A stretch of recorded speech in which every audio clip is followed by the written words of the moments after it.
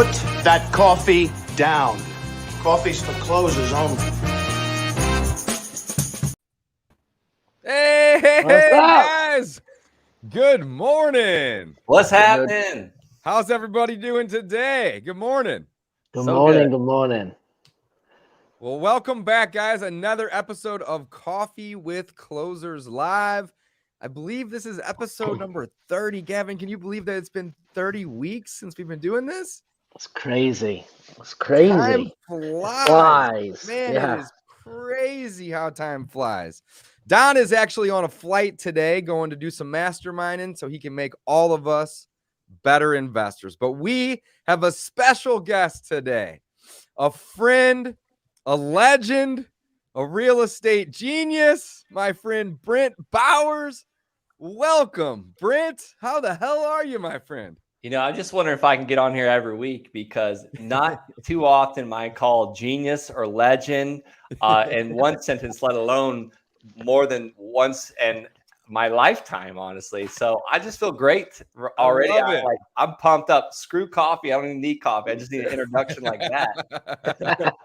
That's exactly right, man. Well, Brent, we're really happy to have you. Super grateful to have you on the show, and happy that you're, able to share an hour of your day with us, man. We really appreciate it.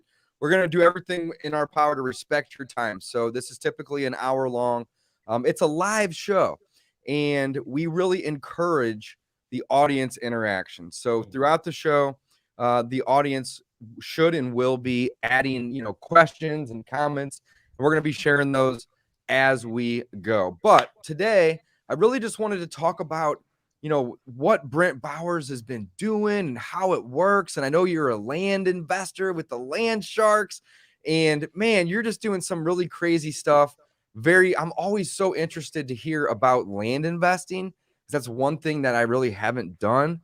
I've done a ton of stuff, and I know Gavin has as well, but land is like, man, it's like super new. So fill us in. What exactly does the land investment look like, and how does it work? Well, I mean, it's super simple, and really it's not new. Genesis 1, God finished creating land on like the second day. So they're not making any more of it. The old saying is still true. There's actually less and less of it, if you ask me, because people are building so many houses and apartments and, asphalt. And I mean, I just keep it really simple. I buy land at a discount and I sell it for a profit, and I prefer to sell it via seller financing. So how do I do that is, I generally try and get a down payment big enough to pay for my purchase price so I get my money back out of it. That doesn't happen all the time. So I have to accumulate cash, and I can do that with lending partners or equity partners or banks, or I could flip a bunch of land or wholesale, assign the contract, and then purchase it with that money. So if there's really nothing, crazy out of the ordinary with it, I'm just buying land at a discount and I'm turning around and selling it to people, and I'm making it easy and affordable for them. So that's allowing me to basically have a waiting list of people that want to buy it. So I'm offering the commodity, which is land, as well as the easy financing. Buy here, pay here, really. Man, I love that approach of owner financing it out, because that's creating passive income. It's creating a long-term stream. That is awesome. I have a question on that, because I know people watching us are going to be thinking this, like, oh, I don't have money though to buy land. Okay? Yeah. So great question. What do we do? What do we do if we don't have the money? Yeah. You want to answer it right now? Yeah. Well, the reason that I asked that, let me just add, because obviously we can wholesale land, right? So we acquire it just like a house. We put it under contract. We have an equitable interest, and obviously you should always have the ability to close on the property. Period. By obviously hard money or private money. In my experience with land, sometimes it is a longer process, right? Of getting a buyer. Obviously, you've got your buyers actually ready to buy, so that's a little different, because obviously you're more seasoned. But I'm looking at the new investor that has nothing, just starting out. That's starting out. So I guess I have a multiple question here as we go through this. But at what point, if someone is starting off, should we be trying to wholesale land, to cash buyers, or should we be looking at trying to build private money and take them down? Yeah. How do you bridge into that? Yeah, absolutely. And I just assume everyone started out just like me, no time and no money, which is terrible because usually if you have a lot of time, you probably don't have any money. And if you have a lot of money, you usually don't have any time. But I didn't have either. I was an Army officer when I was starting out, just had a brand new baby, just moved across the country. And I basically started by mailing a postcard, just a simple little postcard, a handwritten postcard to the tax delinquent list. And I just basically I sent it to the list of people that were behind on their taxes for their lands, and my phone exploded. And out of those calls, I was able to return about 20 of those calls. I really received about 85 calls because I didn't have time to return them. But I picked out a few people that I was able to get on the phone, and it was really like really low dollar land. It wasn't buildable. It wasn't accessible. And honestly, they gave me like stupid, ridiculous prices. The first one was $285. And I didn't really have to search too far for that much money. But I had no clue what it was worth, and I knew it wasn't buildable. And this is the first one you bought as That was a the piece of first land. one. $285. You got to tell me about this. Yeah, and no one believes that you could buy land for $285, but this was not buildable land. You know, it wasn't accessible. So it was really like an inefficient parcel. No real estate agent was going to touch it. But why? Like, it was worth something to somebody. So I went and looked at it, and then I called a real estate And this agent. is local to where you were at the time. It was about an hour and a half drive for me. And which was where? I was in Colorado Springs at the time. Okay, got it. So you were marketing in the beginning in the area with the goal in mind of being able to hopefully go view this land or property, right? You weren't marketing across the country at this point? No, because I had no clue what I was doing. I was I was really building it as I go. And I promised Gavin, I will answer that question. How to find I was just laughing. I may not laughing. The only reason I laughed was because I was like, you know, imagine turning up to look at land. I mean, it's just land, right? So I was like, how do you turn up and look at land and go, yeah, it's land. Yeah, nothing to look at, you know? That's why I was laughing in my head. Yeah, and the address was Zero Lake Road, and I got super excited because Zero Lake Avenue. I got super excited because I was like, oh my God, Lake Avenue is right down the street. Yeah. And no, it was like an hour and a half away because I got the grid coordinates and plugged it in Google Maps, and then I didn't it was on my phone. So one trick is don't turn your phone off because you might go to an area. Don't turn Google Maps off because you might go to an area that there's no cell phone service. Yeah. And you're screwed. And you got to turn around and find service again. So I drive to this land, have no clue what it's worth. My wife's there, newborn baby's with me, and we're leaving. And there's a real estate office. And I'm like, they probably know. So I told her, sweet kind lady, answers on a Saturday. I tell her all about the land. I've got it under contract. I'm about to buy it. I want to know what her 30-day blowout price is. What can you sell it for? Because I don't like $285.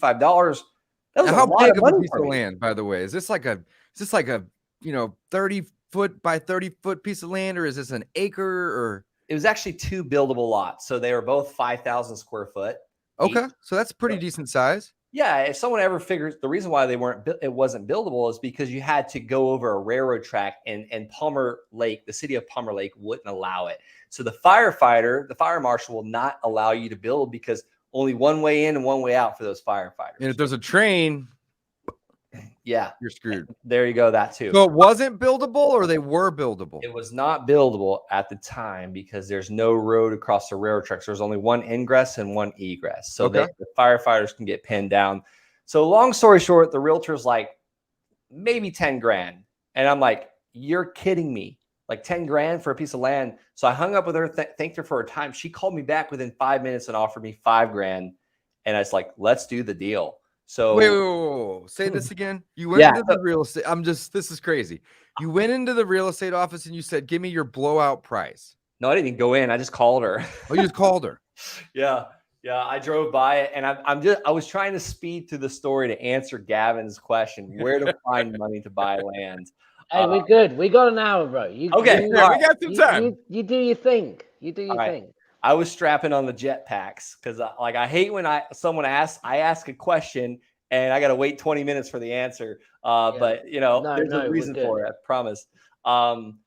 So yeah, she calls me back, says, hey, is it okay if I make an offer on the land? I was like, yeah, absolutely. Like, what are you offering? She said, $5,000. I said, when can you close? She said, Wednesday. I was like, 4 days from now? She said, yes, 4 days from now, Wednesday, I'll buy the land from you.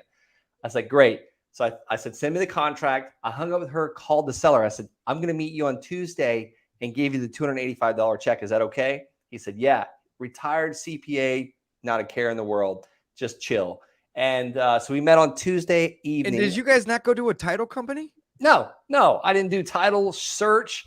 I got a quick claim deed. I made all the mistakes in the book. Okay. But I trusted the guy. Like, and everything he told me was legit. Like, Sure. It sounded like it was legit. So you were like, yeah, what can go wrong? So I pay the seller on Tuesday night, $285. He hands me a quick claim deed that he had signed by a notary at his bank, and which I don't allow people to do that anymore because bankers have killed more deals for me because they're like, $285 for land?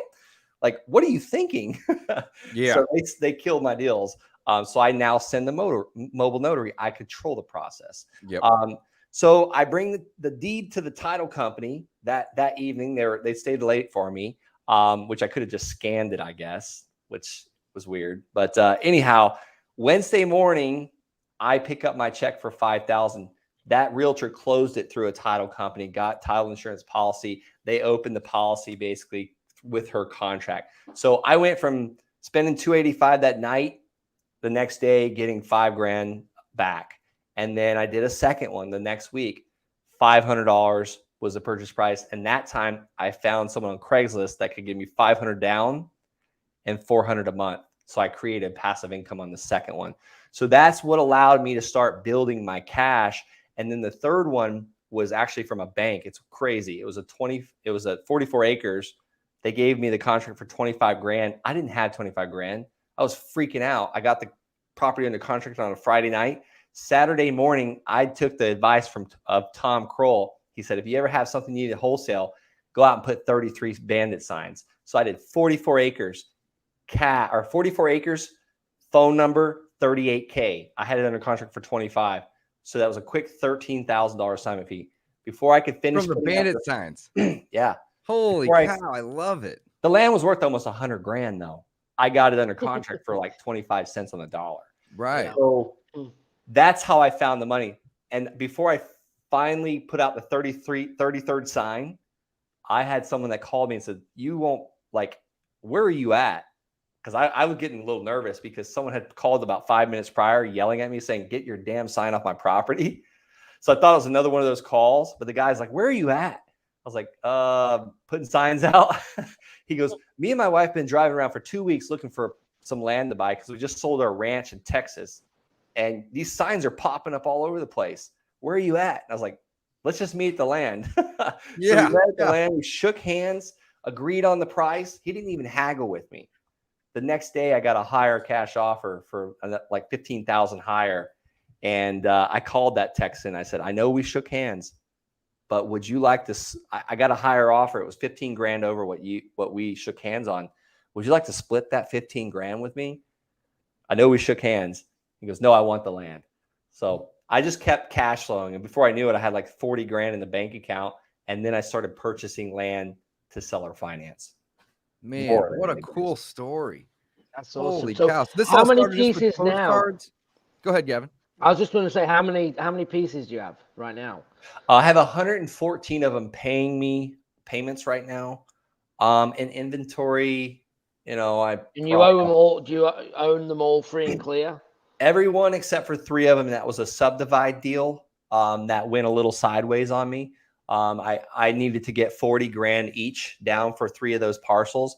And the first one was 40, the second one was 20, the third one was like 13. So I still have a loan on those. Yeah, but that's not bad though, especially if it's cash flowing. Who cares? Oh, it's 12. They're flowing about $1,300 a month. Yeah, that's massive. Holy cow. So I have a lot of rental units and I have to deal with a lot of tenants and I have to deal with a lot of toilets. You don't have to deal with either of those, do you? I once bought a piece of land that had an old toilet on it, but I don't know if It's definitely. Brent, do you do any houses at all, or you just land? Like you just stay in your lane? So I got a dirty little secret. I do like houses because I'm fascinated with taking a dirty old turd and turning it into like the Taj Mahal. So I do. We have a house flipping company. We also do buy those dirty old rentals because you cannot depreciate land. So I need tax write-off. So we take land. I never thought of that. Yeah, we take land profits and we buy. I really am into like buying rentals to save myself taxes at the end of the year with cost segregation. And I'm a partner on a 19-unit apartment complex that we found with a cold call, by the way. Nice. And then I have my office building, things like that. So we take land profits and put them into other cash flowing assets that we can depreciate. Man, that's so cool. That's so crazy. So I always forget that you can't depreciate the land. It's just the buildings, the fixtures that are on the land. I always forget that. Yeah, what a pro tip. Apparently land always goes up in value, which it does if you look at the trends and whatnot. So it doesn't go down, but buildings do, carpets and refrigerators do. So you can really rapid depreciate things. So if you I'm no CPA, call my CPA if you want that's explained. I don't understand it, but you can take like $150,000 tax bill and go out and buy a couple or one building and literally like eliminate that. Yeah, it's I barely pay taxes. I pay them, but I barely pay them just because of all the depreciation that we have. And just like you said, we can basically just roll what we would have to pay to the government over into another project and so on and so forth. So I'm sure someday it's going to catch up. But if you never sell it, if you never sell it, right. And that's the cool thing. But you're also using money that you would have had to have given to the government and had to have paid taxes to create more wealth. And it's a great way to snowball. It's definitely not a get rich quick game being a landlord. But if you are consistent and you don't, throw in the towel, it's pretty much like a get rich for sure game. And the coolest part is because somebody else is paying this property off for you, and you get to use leverage in order to purchase it. So there's definitely so many advantages. But I am fascinated with this whole land thing. So you have created passive income. And I think the coolest part is you are typically getting what you pay for the property as the down payment. That's the cool that to me is like mind blowing. I don't really do that as much anymore, but in the beginning I had to because I didn't have just funds sitting around. Yeah. So now you have a little bit more flexibility. Yeah. Now I'm like the second, now granted the down payment needs to be a lot bigger than the monthly payment, or we're just asking for a default. Yeah. That's a great point. Yeah. But I just at the end of the day, we'll work with people because I want the cash flow coming in, because if I don't sell it, I might have HOA fees, tax fees, or maybe I borrowed the money, or you never know, because it's a negative asset until it starts bringing money in. Then it's actually a liability. It's a liability, right? It's a speculation essentially because you don't have anything on it to really rent. I mean, I guess there's certain scenarios where it could be farmland and you could maybe have a neighbor that farms, share crop. I mean, there's probably a lot of different scenarios there. But typically when you sell them on owner financing, you're using a title company or a closing attorney, right? It depends. It depends. If a realtor brings me the buyer, then we'll go through a title company. And generally I like to way bigger down payment for that because I'm going to transfer the deed to them now. So my only, security instrument is the deed of trust and the promissory note that the title company does for me. Now, if someone's coming in and doing $2,500 down or somewhere less than $5,000, we're going to have them come to our office, or we're going to close over the phone. Basically, we're just going to give them a contract for deed, basically saying, when you pay this loan off, we're going to transfer the deed for you. And I've done 30-year mortgages on some of these, or 30-year contract for deeds. So when you do that contract for deed, you remain the owner on the tax records, right? Exactly. And the taxes come to you. Yes. Yep. So then do you negotiate in with the buyer for them to pay those taxes, or is that included in the payment? Or I mean, I guess there's probably a couple different scenarios here. We include it in the payment. So if taxes are, you basically make them escrow. Exactly. How awesome is that? Yeah, if the taxes are $1,200 a year, they add another $100 a month to that payment. because as soon as we get it, my office manager will pay it. I prefer with Amex so we can get Sky Miles, but just another tip. So we'll do that. We also charge a note service fee because, you got to pay the bookkeepers to keep track of all this stuff. We also do a doc fee because someone's got to write up that 6-page contract for deed as well. Mm-hmm. So you can add your extra fees in there as well. And it really increases the bottom line. Wow. Interesting. Very cool. So you had mentioned 30-year mortgages on some of these. Yeah. What? That's crazy. Yeah. I have what you got, Kevin? I have a question. We'll let Kevin ask a question from time to time, Brent. He does. He allows me in sometimes if I'm good, if I'm well behaved. Price points. Do you stick to a certain when you're teaching it, or you personally, your business, you're like, look, we're not going to go over 80,000 or 200 or like. That's a great question. That's a great question. Yeah, I generally try and stay somewhere under $80,000 retail.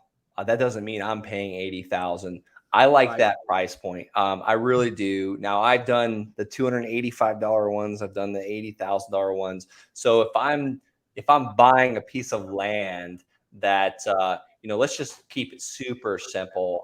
90,000. It's worth 90,000. If I'm going to buy it from you, Gavin, and I'm going to turn around and seller finance it to David, if it's worth 90,000, I'm going to try and pay you around 30,000, Gavin. That way I have a 3x return. It's kind of, and I didn't make that up. That came from Warren Buffett. That's his margin of safety, basically. So if all fails, like if there's like a environmental issue, I at least only paid 33 cents on the dollar for that piece of land that I thought was worth 90. And that has saved my butt so much, having that margin of safety. In the beginning when I wasn't running title, policies and checking all the liens, and did the seller buy it via treasurer deed in the cloud? The title is clouded. So generally, I want to be under 90. So you're always 90 is kind of the top ARV. You want to be a third of that. So if it's 60, you always want to be coming in at a third as your offer to keep it simple. Yep. 20,000 if it's 60. 60. Yep. Okay. So a third, basically. That's awesome. Exactly. And then how are you valuing the land? How do you determine if it's worth, 80 or 90 or 100 or whatever? Because it's just land, right? Like how do you comp it? Well, I wish I could say I just pray there's a real estate office close by every time, but that's helpful, I'm sure. So there's so many ways. My preferred method is I just go to Redfin and I look apple to apple comparison. So if I'm looking at a 2-acre parcel in Atlanta, Georgia, I want to see something that's 2 acres in Atlanta, Georgia, within a mile or two that's sold in the last 3 months. Now, I remember I said apple to apple. So some people will try and take a half acre and say, all right, well, I'm looking at 1 acre. Well, this half acre sold for 50,000. So that makes my 1 acre worth 100,000. Not how it works. It's not apple to apple comparison.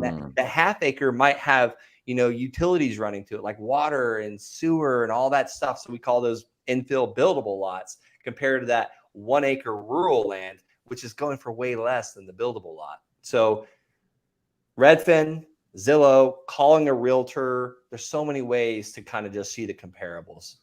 I love it. I love it. Don't overcomplicate it. That's how I interpreted that answer. Yeah. Right. Some people would say, oh, I can go and do this and this and this and this. He's like, I got 2 or 3 things that I do basically every time. Don't overthink it. Keep it simple. Yep. 100%. I think that we've already got so many little quick takeaways, right? Is try and stay under 90,000 as your ARV. Take a third of whatever your offer is to give you a ballpark, right? And I mean, you're set up then to make money, aren't you? Like you just are. And someone's always going to be looking. I think the beauty with land, from what I know, and I'm no specialist on it by any means, but I guess like there's land and there's land, right? That's sometimes how I say it. What I mean by that is there's land in the middle of Colorado, as you said, your first one that's literally just someone's going to go and ride a dirt bike around on, right? Or stick an RV on and they want to be near no one. And then you got land in terms of in a subdivision that's like a parcel of land that you're going to actually build a house and develop and things like that. So do you analyze, I guess, again, we've got multiple questions here, but do you analyze them differently? Yeah. And do you have a price point different as well? Yeah, so that land you mentioned, the ride the dirt bike around or the ATV or camp on, that's like my bread and butter. I love that stuff. And, some land investors only buy that, or some land investors only buy infill buildable lots and they wholesale them. They assign the contract. Or they flip them, which that's really not an investor. If you ask me, they're like dealers. They're just not. I mean, same thing with what I do with seller financing. Really, we're considered dealers. We're not really investors because we're not sitting on it and waiting. But that's a whole nother conversation. It's sales and marketing again, isn't it? It's just like us with wholesale. We're not investors. We're investors because it sounds good, but we're not. Dave's an investor. We're investors because we hold things. But if we're not flipping or we're not holding anything, we're in sales and marketing. When I'm investing, I'm taking my land payments and buying that office building or the 19 unit because we don't ever plan to sell that. That's an investment. So that recreational RV lot, those are so much easier to analyze to see what they're worth because there's other ones out there. You can find them on LandWatch or Zillow or Redfin or call the realtor. One of those avenues is going to get you there. And that's another reason why for that whole, I try and get the massive discount. Like I try and get it for as little as possible because it also gives me such a margin of safety or a buffer, for God forbid I was totally wrong. And the land, I thought it was worth 90.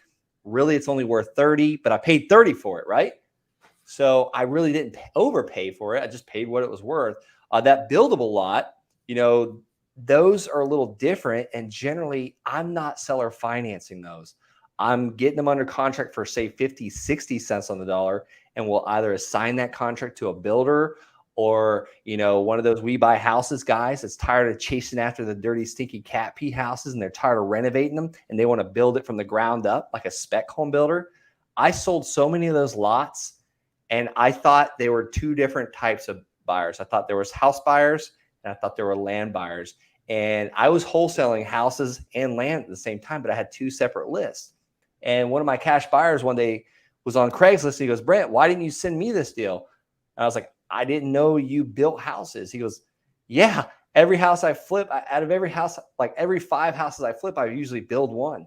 So I realized that day, it hit me over the head. Oh my gosh, the flipper guys, sometimes they want to control the process from the beginning as well. Yeah. So that's how I sell the infill buildable lot. So yeah, definitely totally different analyzing because they've got water and electric close by and they're worth more because the utilities are there. You can literally start building right away. Are the infill buildable lots typically a lot smaller? Yeah. Oh yeah. I mean, they're basically lots in a neighborhood or near a main, I mean, they're typically in the public vicinity, right? Like they have you had mentioned the utilities, sewer, right, water, electric, maybe gas. That stuff's, if not on the lot already, it's very nearby. Absolutely. Okay. And I've made a fortune, buying the last vacant lot in neighborhoods like that. One was like a mobile home park. We ended up, it's funny that the builder that built that whole mobile home park ended up going bankrupt and then he died. But his wife was still getting these tax bills and she was just getting harassed by it. So we opened up the corporation with his wife's help, reopened it up. And she transferred the land. It had a bunch of clouds on the title, all these back, liens from the city. But long story short, we got it all cleared up. And I got that last vacant lot for, I might have had, I don't know, $1,500 wrapped up into the entire deal. I sold it for $35,000 on seller financing with $5,000 down. So I was profitable immediately. And I still get paid to this day for that lot. It's been like 5 years now. Holy cow. Okay, so here's a question I have. If you are buying something and selling it, you only own it for a short period of time and then it's done, right? But if you buy something and then you seller finance it to somebody, right? And there's two ways that could happen. One is the deed transfers, and then you have your, deed of trust and your promissory note, but they're essentially the owner, right? Yes, The other they are. option is Yeah. you do a contract for deed, and you essentially are still the owner, like in terms of the taxes, but they have the controlling interest. So the question is this. I had to kind of build up to that, Yeah. right? So the question though is this, is liability. So you said, you know, sometimes in your bread and butter sometimes is like, you know, the acreage that you can camp on or ride the ATVs on or so on and so forth. I would be a little concerned that I, you know, buy 30 acres and then I sell it to somebody else, but I'm still the owner. Maybe I do a contract Good for question. deed, right? And then they're out there riding their four-wheelers and then somebody gets paralyzed. Yeah. Like, does that not keep you up at night? No, not at all. I mean, at the end of the day, like, you know, we can't think about these things because you create no. No, there's ways to set. That's a what if, Dave. You know, guys, it totally is. It totally is. I'm just curious, like, do you have insurance? Let me simplify this question. Yeah, Do you I have know where you're going insurance with on every piece of land No. that you're still on the ownership side of things on? Like not a promissory note and a deed of trust, because essentially you could come get it back if you needed to, but it's their property. Yeah. For all, That's for all preferred things safest. considered, Yeah. right? And that's probably preferred, is to transfer the deed and say, as long as you make payments, it's yours. And whenever it's paid off, I'll sign the release. And if you don't, then I'm going to have to come get it back. That's preferred, right? Mm-hmm. Okay. Yeah, that but is the ones preferred. that you do the contract for deed for, are you purchasing insurance? Yeah. So basically how we get around it, and, you know, at the end of the day, everyone thinks they're going to win in court. So hopefully that happens, like we're covered. So I just put those in a separate LLC, the ones that we hold for long term, that way, and no commingling of funds. That way it's all kind of Smart. protected. Very and smart. then also an umbrella policy to also cover what's extra as well. So do you, but do you have individual policies on? No, just an umbrella policy over it all. Interesting. Yes. Yeah. Wow, Well, it's okay. really just over me as personally. Got it. So yeah, I mean, that could happen. It really could happen. So the preferred method is the deed of trust and the promissory note. Because if the bank gave me a loan to buy this house, if I jump off the roof and break my neck, I can't go and sue the bank. Right. But you could sue the owner of the property, though. Right. Yeah, and that's why I'm asking here. So again, not something that's that big of a deal. No, I think it's a great question, though. But you never know. I mean, especially the reason I came to light is because you had mentioned camping, you had mentioned riding ATVs, and I don't dangerous stuff. Yeah, and I don't know if you had mentioned hunting or not, but I'm just kind of wrapping that into camping and ATV riding. So you're talking about people walking around your land with guns, shooting stuff, riding four-wheelers. Like, man, that would freak me out. Yeah. I'll tell you what, you know, you get the legal defense that you could pay for. Yeah, no, totally. Yeah, totally. So, I mean, we can use a couple of examples, but, you know, if I didn't have the land surveyed, how do you know you were on the land you were buying from me via contract for deed? Do you have video of this where there's survey stakes? Like, I mean, that's where I would recommend talking to an attorney. I mean, too bad Johnny Cochran's not still around, but you know. Oh, that makes perfect sense. I love it. I love it. So you're not paying taxes. You're essentially escrowing that into those people and or just buying and selling these pieces of land. You had mentioned in the beginning, you started out just doing simple postcards. I love it. Everything that you know, talk about and teach, and you make it very simple, Brent. So I definitely want to take my hat off. I don't have one on here today, but I want to take my hat off to you, man, because you're a very good teacher, man. You like to keep things simple. Oh man, it makes it so much easier to understand and comprehend.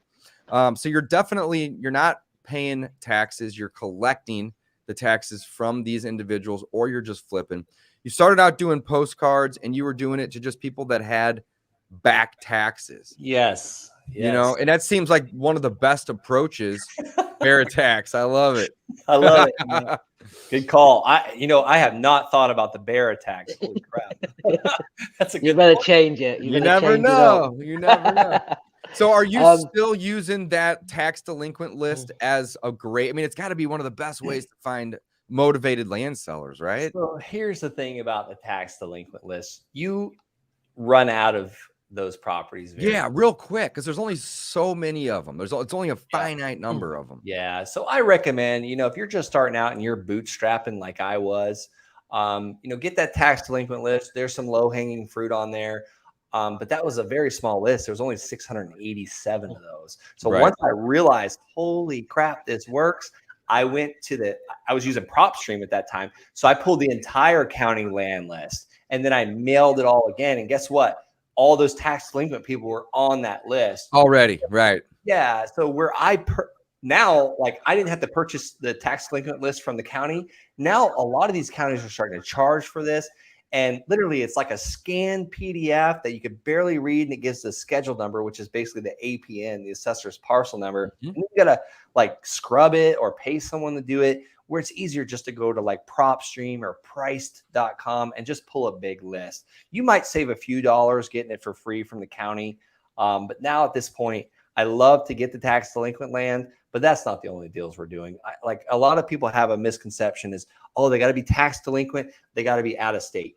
No, I've done some pretty big deals where people were not tax delinquent and they were literally in the same city. Wow. I love that. I love that. That's so crazy. So the answer to that question, the answer is that it doesn't matter necessarily if they're tax delinquent or not. It's probably a great place to start if that's what you're wanting to do.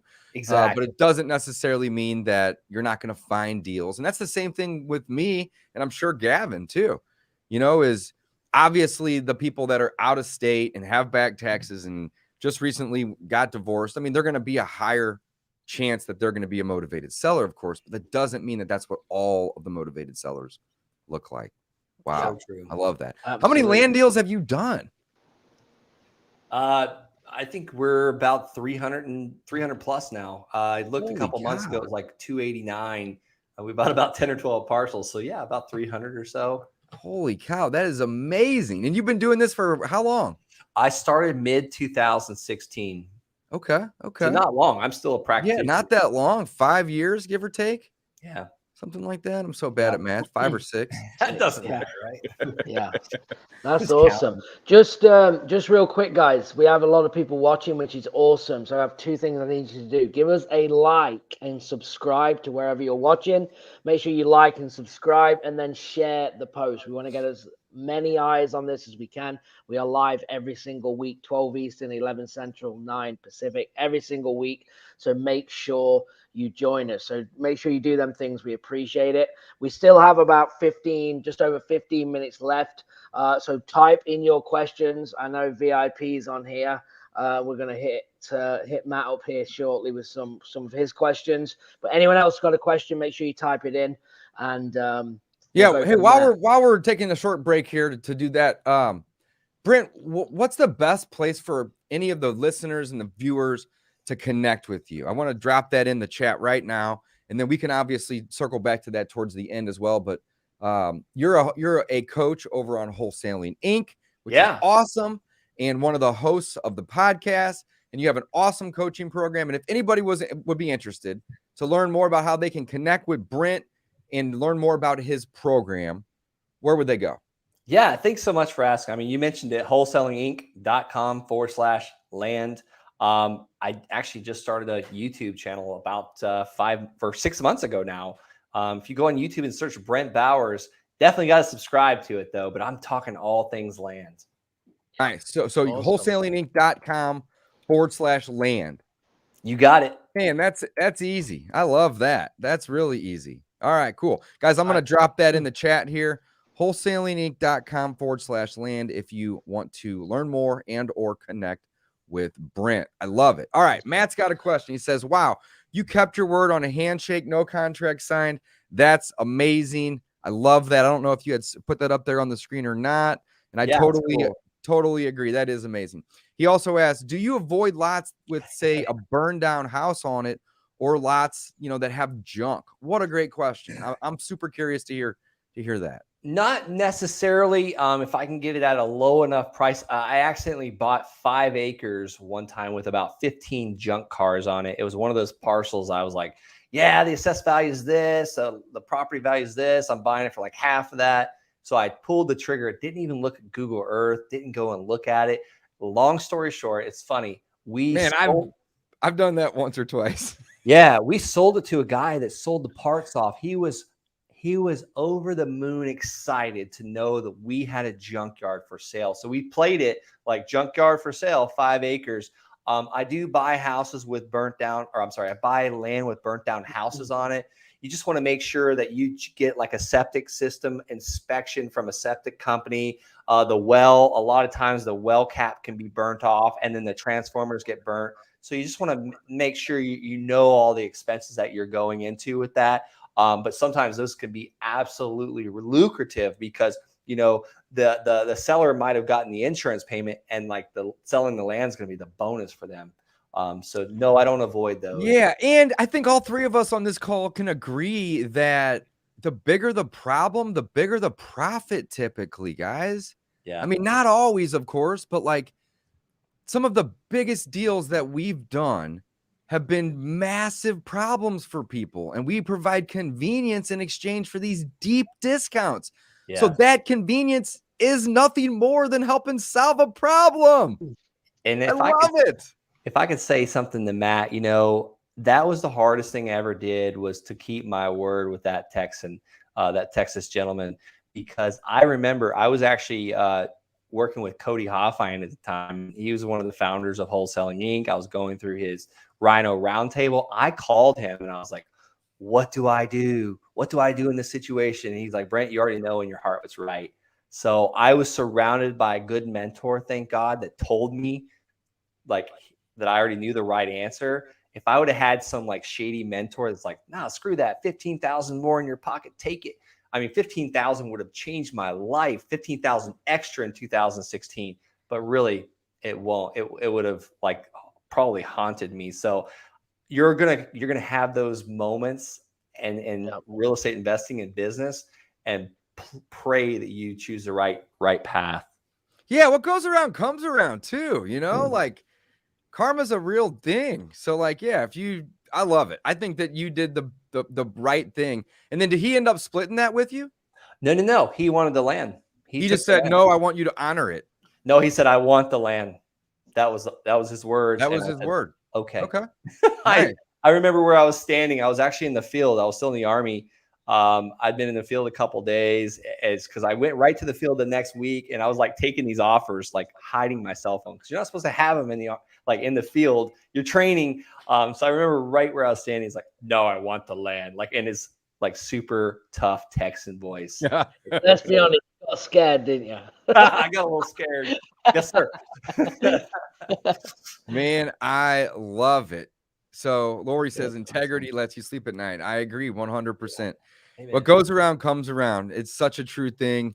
And honoring your word goes a very long way. I absolutely love that. That's amazing. So Brent, you are still buying land. You're now taking the money that you're earning from your wholesales, your assignments, your passive income from the seller finance side of the land, and you're investing that into apartment complex and commercial buildings. It sounds like way cool. Love it, man. Love it. You can't depreciate the land. You're making decent money. So you're like, how do I offset these taxes? You're finding a way to roll it in. I'm assuming you're using leverage whenever you are buying the apartment buildings and the court and the commercial. Yeah, love it. I mean, why wouldn't you? That's one of the most beautiful things about real estate is that you don't have to have 10 grand to go buy $10,000 worth of real estate. No, you can do it with 1,000 or 2,000 or 3,000. And if you get good at it and you burr it out and refinance it out, you can have none of your money in those deals. Are you finding your own apartments and things, or are you just buying them? Are you actually hunting them down to buy, or are you just like, I'm just going to invest and buy from wholesalers or whatever? You see this Rhino back here? This thing is charging. Like he's got 3-inch thick skin. We're in the Rhino trial with Wholesaling Inc. Like we're hunting. We're like the lion out there just hunting for the meat. So all the time, it's always off market deals. Now, granted, there's sometimes realtors will bring us deals. I actually have a banker that just texted me that said, hey, I got a piece of land that's going in foreclosure. Check it out. Like that kind of stuff comes when they find out what you're doing. So yeah, 99.9% of it is off market, except for one of them that I bought in the last 2 years, which was a lake house that we're going to this weekend. That was actually on the market. We paid retail for it. Hurt my heart. Like, I don't like doing that. I Me know, neither, yeah. but I did the same thing I this did. year. I just did it last week. I don't know if I told you, but I just All bought three a of us house bought in. some lake I houses. bought a house. I just bought a house in Phoenix last Oh, week. and another one man. in Phoenix too. I love it. Off Now the you're going to just market. have to It hold that kills me. house for 30 years. Oh yeah, I've already. I mean, it was funny. I ran every scenario, and I made myself feel good that in 30 years it's going to be worth more, whatever the market does. So I'm okay. I'm holding it for a long time, so the equity will come. Yeah, for sure. Man, that's awesome. Brent, are you marketing like locally? Are you doing regional? Are you going nationwide with it? You know, what's how does that look? And or if you don't mind me asking, what do you typically spend a month on marketing? Is it a couple thousand? Is it a couple hundred? Yeah. I mean, is it 20 grand? I have no idea. I'm just curious. Yeah, if we're just talking about land, so to back up, I started within my, local market, which was Colorado Springs, El Paso County, Colorado. Then we moved to El Paso County and Pueblo County, and then we started mailing Costa County. So really, we're just kind of expanding in Colorado to several areas. And then it's funny. Do you live in Colorado now? I should know this, but I don't. No, I don't. I actually just moved out of Colorado in July. So I no longer live in Colorado. We're in Florida now, which I take that back. I actually bought 2 houses off the MLS. The one we're living in now, when your wife's involved in a house purchase, like you don't get to get the, you don't get to. I've had hold out 2. for I've had the 2 as well. discount. My Savannah house and this. Absolutely. Yeah. Same guys. Yeah. I get it. yeah. So we also started buying in Florida because my dad was in Florida before I was. He's still here now. So I got him spun up, and then we started buying in his area. And then it's funny, I did all these land deals, and I was like, I'm gonna hire a coach because there's something I'm missing. Like, I want to hire someone that's where I want to be. Like, because my goal was to be at 100 grand a month coming in for land payments. So I hired a guy. Long story short, like, he got this huge package of land in Arizona. So I bought 117 parcels from him in Arizona. And then it just started expanding. Then we started mailing inherited land all over the country just recently. So yeah, we're in like 8 states now. Dude, that's awesome. There was That's never a awesome. plan for that. It just happened. Yeah, totally. And I mean, there's you don't need to go see every piece of land personally, right? For 100 or 150 bucks on Craigslist or Facebook. And I know there's a couple websites out there, go see or go look or something like that. Where where you can send people out and have them take pictures, and if you can, do a little homework before they go and just say, hey, here's the parcel. I need to get a couple different angles of it. Or if it's a house, I want to see the front, the back, the sides, the inside, the basement, so on and so forth. But I mean, with the leverage of technology and social media, I don't think that it would matter if that parcel is 30-minute drive or 30 states away. No, it doesn't matter at all. One thing we started doing, like, we just bought some in Connecticut and Pennsylvania. We go on Redfin. If Redfin's not in that area, we go on Zillow, and we look at the land that's sold in the last 3 months, and we copy the listing agent, paste it on a Word doc, copy the buyer's agent or the bought by agent, basically the person that brought the buyer, and we just keep copying and pasting them on a Word doc until we have all of them.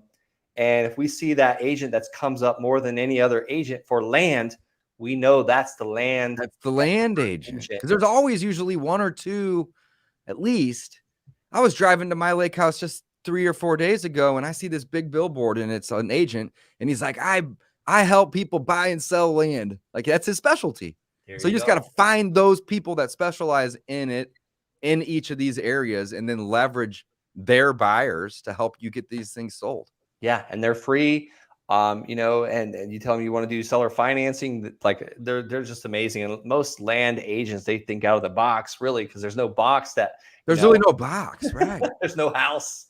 So how many of them at this point do you have? And this is or I guess a 2-part question. How many do you have that you've seller financed that hadn't been closed out? They're still open and you're receiving payments on? 114 of them right now. And how many of those, part 2, are paid off on your end?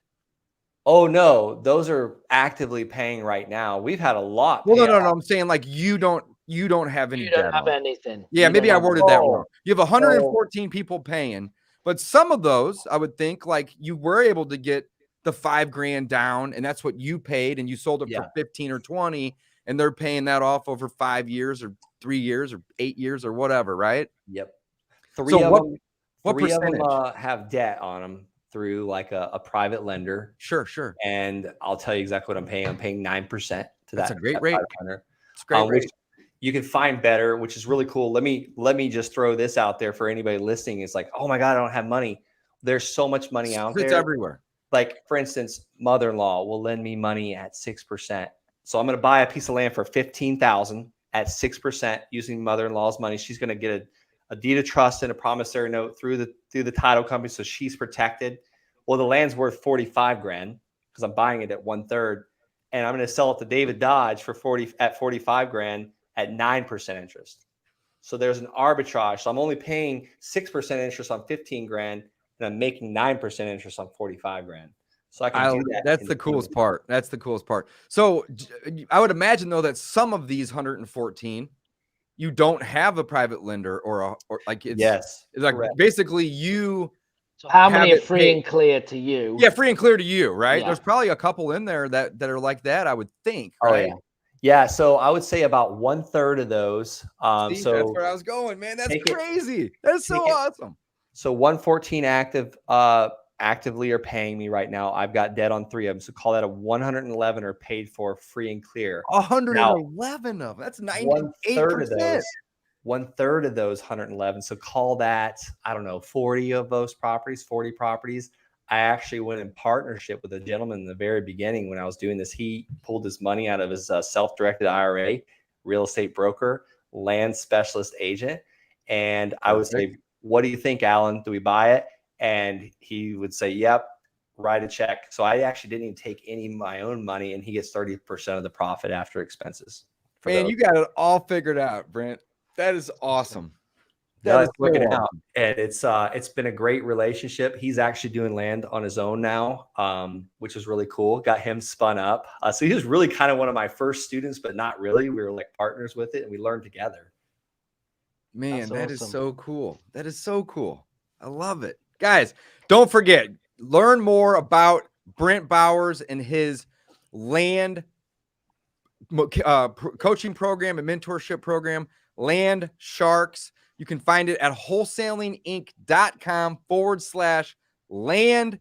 Go check that out. Gavin's got it up on the screen here. I love it. I do want to respect Brent's time today, so we have about 2 more minutes. If anybody has anything, now's the time to ask. Brent, thanks again for coming on. Gavin, you got anything for Brent? No, I think it's been great. We appreciate it. Yeah, what an awesome guest, man. You have provided so much value. You'd like to keep it simple, which helps me and Gavin and the rest of the audience and listeners and viewers, focused and oh man, amazing. Very, very cool, Brent. Really, really, really appreciate your time. Do you have any parting words for the audience that may be interested in learning how to do some land? No, I love it. It's always a pleasure, Gavin, David. And honestly, it is simple. I couldn't complicate it if I tried because I'm not a complicated person. Hence why I was probably attracted to land in the first place. Love it. I love it. So Matt says, last question here. Would we need coaching if we understand wholesale and creative finance? And really the answer is it's coaching is always it's always a speed thing, right? Yeah. So could you go learn this? Of course you can. Come on, Matt, you're on every one of these. We know that, right? But if you want to shorten that curve from 6 months or 8 months or 10 months down to 6 weeks or 8 weeks or 10 weeks, then a coach is going to help you. They're going to get you there faster. Love it. Well, Brent, thanks again for coming on, man. We really appreciate it. Guys, go to wholesalinginc.com/land to learn more. And with that, we're signing off, gentlemen.